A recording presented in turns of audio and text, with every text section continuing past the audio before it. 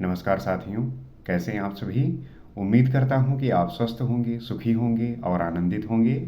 श्री रामचरितमानस में आपका स्वागत है।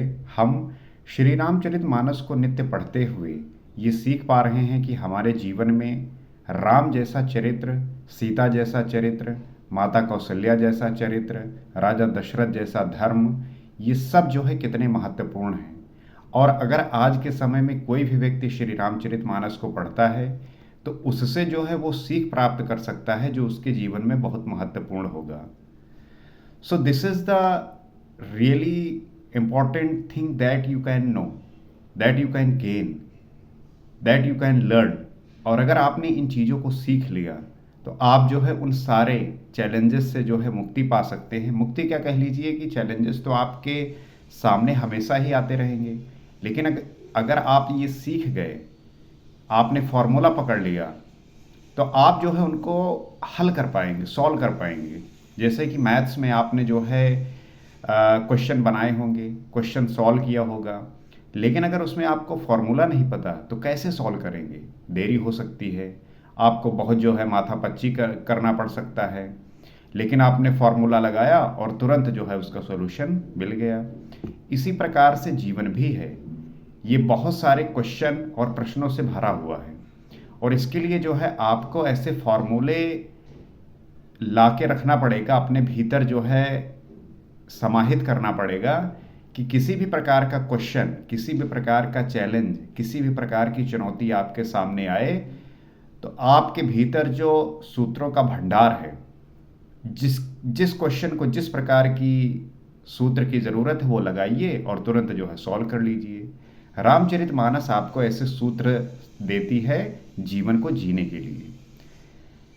उसी को हम पढ़ते हैं, उसी को जानने का प्रयास करते हैं। तो आइए साथ में मिलकर हम उसे जो है जानते हैं, समझते हैं और उन व्यक्तियों तक भी इस चैनल को और इस मैसेज को लेके जाते हैं ताकि हम जो है उन्हें सिखा पाएँ, उन्हें समझा पाएँ और वो भी जो सीखा है वो भी शेयर कर पाएँ। तो पिछले एपिसोड में हमने ये देखा कि किस प्रकार से राम के वनवास जाने की खबर सुनकर माता सीता जो है वो परेशान हो गई, और परेशान होने के बाद वो जो है माता कौशल्या के पास आती हैं और उन्हीं के पास बैठी हुई चरणों की वंदना कर रही हैं। गोस्वामी तुलसीदास जी आगे क्या लिखते हैं, आइए जानते हैं। दीन असीस सास मृदुबानी, अति सुकुमार देख अकुलानी, बैठ नमित मुख सोचत सीता, रूप रासपति प्रेम पुनीता। सास ने कोमल वाणी से आशीर्वाद दिया। जब माता सीता माता कौशल्या के चरणों में बैठी हुई हैं, वंदना कर रही हैं, तब सास ने जो है बड़ी कोमल वाणी से आशीर्वाद दिया। इस ग्रंथ को पढ़ने से ये तो लग रहा है कि माता कौशल्या बहुत ही बुद्धिमान, बहुत ही समझदार और बहुत ही धैर्यवान है, क्योंकि जो माता अपने पुत्र को ये कह दे कि वनवास जाओगे तो तुम्हें 100 अयोध्या जैसा फल मिलेगा, 100 अयोध्या जैसा माहौल मिलेगा, और उनके जाने से उन्हें प्रसन्नता है, ऐसी कोई परेशानी की बात नहीं है। वह सीता जी को अत्यंत सुकुमारी देखकर व्याकुल हो उठी। जाहिर सी बात है कि सीता जी जो है राजकुमारी थी। राजा जनक ने जो है उनको बड़ी ऐसा पाला था कि किसी भी प्रकार का कष्ट नहीं। अब राम जब वनवास जा रहे हैं तो जाहिर सी बात है कि उन्हें तकलीफ होगी, दुख होगा, व्याकुल हैं। और जब सीता जी को इस प्रकार से देखा तो माता कौशल्या भी व्याकुल हो गई। रूप की राशि और पति के साथ पवित्र प्रेम करने वाली सीता जी नीचा मुख किए बैठी सोच रही हैं। माता सीता रूप की राशि हैं, रूप की भंडार हैं, पति के साथ पवित्र प्रेम करने वाली हैं, और सीता जी नीचे मुख किए हुए बैठी सोच रही हैं। यही सोच रही हैं कि राम वनवास चले जाएंगी तो मेरा क्या होगा। परेशान हैं। चलन चहत बन जीवन नाथु, कही सुकृत सन होई हैं साधु, की तनु प्राण की केवल प्राणा, विधि करतब कछु जाई न जाना। जीवननाथ प्राणनाथ को वन को चलना चाहते हैं। देखें किस पुण्यवान से उनका साथ होगा। शरीर और प्राण दोनों साथ जाएंगे या केवल प्राण से ही इनका साथ होगा। विधाता की करनी कुछ जानी नहीं जाती। यही सोच रही है कि प्राणनाथ वन को चले जाएंगे, पुण्यवान से उनका साथ होगा, शरीर और प्राण दोनों साथ जाएंगे, या केवल प्राण ही से इनका साथ होगा। विधाता की करनी को कोई जो है कुछ नहीं जानता। विधि कर्तव्य कछु जाई न जाना। विधाता की करनी को कुछ जानी नहीं जाती। सुबह कुछ और है, शाम को कुछ और, अगले दिन कुछ और। तो ये गति होती है विधाता की। हम कुछ नहीं समझ पाते कि क्या हो रहा है, हम जान ही नहीं पाते कि चल क्या रहा है। ऐसा लगता है कि जैसे कोई ऊपर से हमें जो है नचा रहा है। जैसे आप गेम नहीं खेलते, वीडियो गेम, उसमें जो है आप अपने कैरेक्टर को खुद कंट्रोल करते हैं। ऐसा ही कभी कभी लगता है कि हमें जो है कोई कंट्रोल कर रहा है, बस हम उस वीडियो गेम की तरह है, अंदर बस खेल रहे हैं, कोई दूसरा हम पे कंट्रोल कर रहा है। तो ऐसी जो है कभी कभी थॉट हमारे भीतर भी आते हैं। चारु चरण नख लेखति धरनी, नुपुर मुखुर मधुर कवि बरनी, मनहु प्रेम बस विनती करही, हम ही सीय पद जन परिहरही। सीता जी ने अपने सुंदर चरणों के नखों से धरती कुरेद रही हैं। आप देखते होंगे कि जब कोई व्याकुल होता है, परेशान होता है, बैठा होता है, तो धरती को जो है वो अंगूठे से मिट्टी को उधेड़ने लगता है। आपने भी किया होगा ऐसा। खैर, जहाँ पे प्लास्टर है, जहाँ पे मार्बल लगे हुए हैं, वहाँ तो कहाँ हो सकता है, लेकिन अगर आप मिट्टी में बैठे रहो और आप देखोगे कि अगर मिट्टी थोड़ी फूली हुई है तो आप अंगूठे से उसे जो है कुरेदने लगते हो।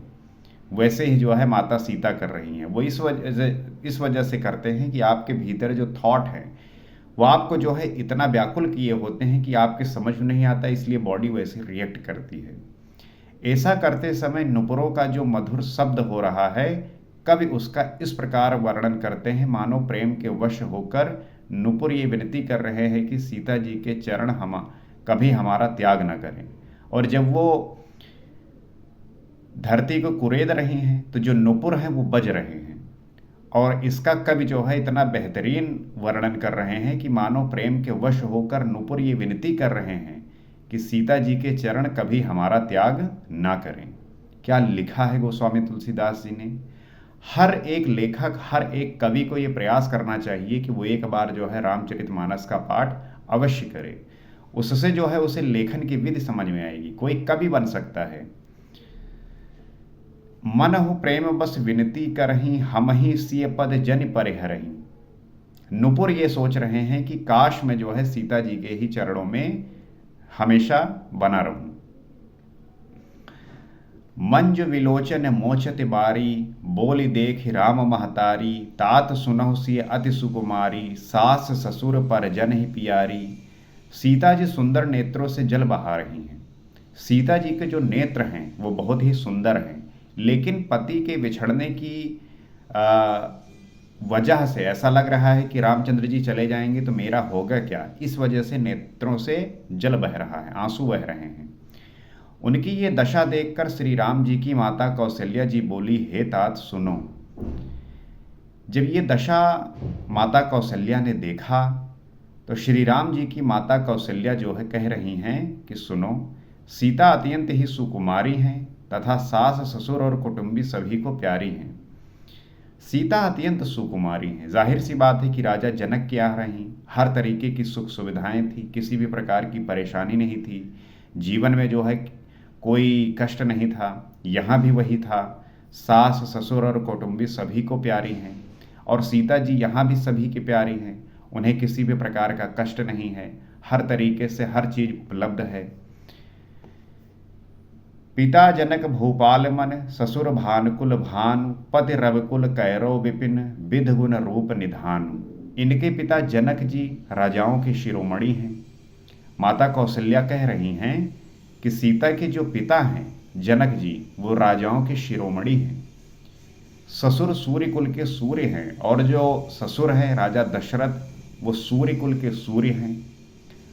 पति सूर्य कुल रूपी कुमुद वन को खिलाने वाले चंद्रमा तथा गुण और रूप के भंडार हैं। वो कहती हैं कि पति अर्थात रामचंद्र जी सूर्य कुल रूपी कुमुद वन को खिलाने वाले चंद्रमा हैं तथा गुण और रूप के जो है भंडार हैं।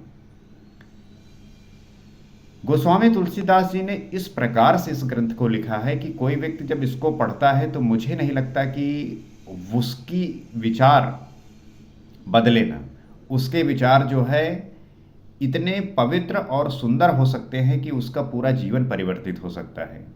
और इसको जिस प्रकार से हमने पढ़ना स्टार्ट किया है, इसको जिस तरीके से हम पढ़ रहे हैं, आप अगर नित्य सुन रहे होंगे, अगर इसको जो है आप सोच रहे होंगे, चिंतन कर रहे होंगे, तब इससे जो है आपको वो रस, वो भाव, वो पवित्रता, वो आनंद प्राप्त होगा कि उसके बाद जो है आपको कुछ भी